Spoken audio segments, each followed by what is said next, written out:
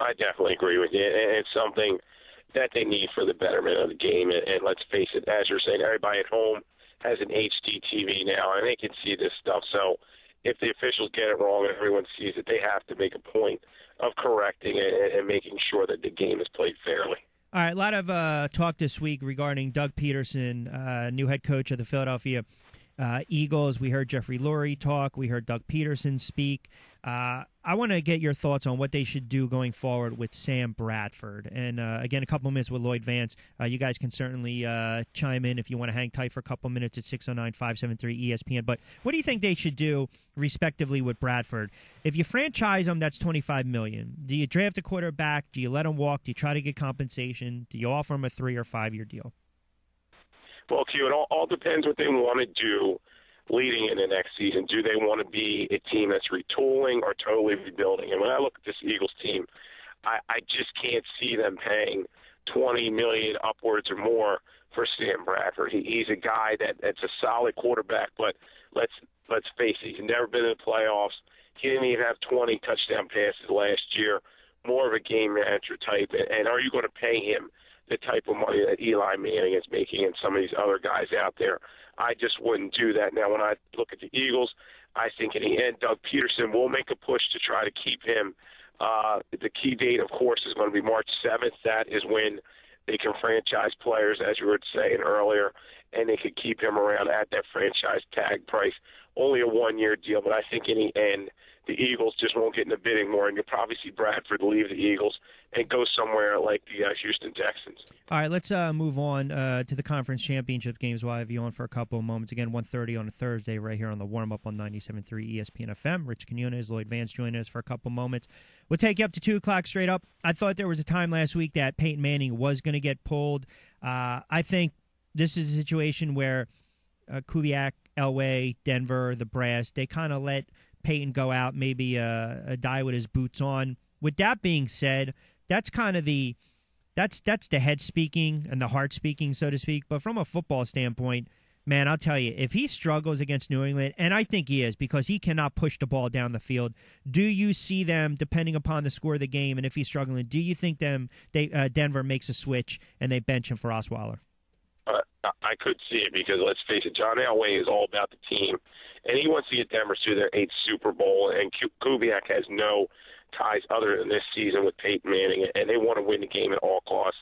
Let's not forget Denver beats the Patriots 30-24 in overtime, Week 12, and Osweiler was a quarterback. So if Manning is playing so bad that he's throwing interceptions, can't drive the football down the field, and they're just sitting on a running game, they're going to have to do something. So this is his opportunity to beat Brady once again. Let's not forget Manning 2-1 versus Brady in the AFC Championship games. This is his chance to cement his legacy, but it's a tall task.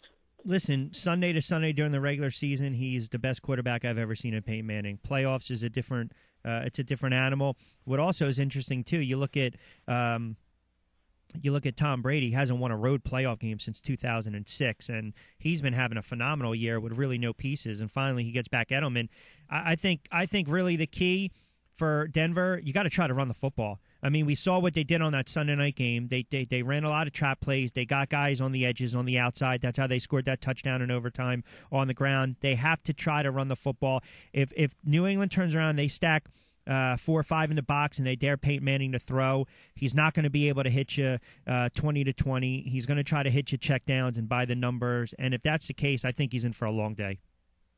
I definitely agree with you. In Denver, they had 179 yards rushing in that Week 12 win, but the Patriots were not tackling well, particularly Harmon in their secondary. But they get back Collins, they get back Hightower for this game, and these are 2 guys that are keys to that defense. So that defense will be flying around.